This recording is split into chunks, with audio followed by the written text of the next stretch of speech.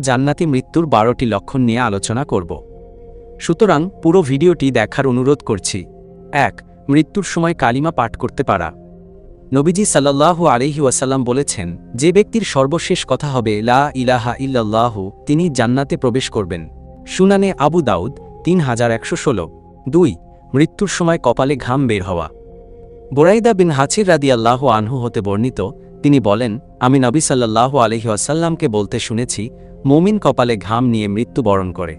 জামে তিরমিজি 980। 3. জুমার রাতে বা দিনে মৃত্যুবরণ করা। যে ব্যক্তি জুমার রাতে বা দিনে মৃত্যুবরণ করেন, আল্লাহ তাকে কবরের আযাব থেকে নাজাত দেন। মুসনাদে আহমাদ 6546।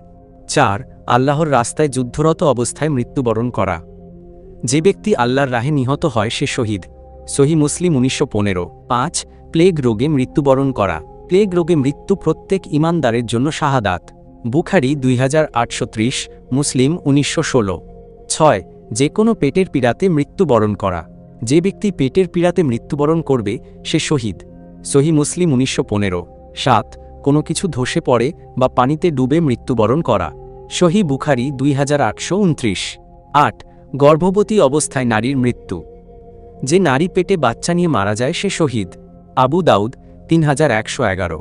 9. আগুনে পুড়ে এবং যক্ষ্মা রোগে মৃত্যু। সহি তারগিব ওয়াত তারহিব 1396। 10. নিজের ধর্ম, সম্পদ ও জীবন রক্ষা করতে গিয়ে মৃত্যু। বুখারী 2480, মুসলিম 141। 11. আল্লাহর রাস্তায় প্রহরীর দায়িত্ব পালন করতে গিয়ে মৃত্যু।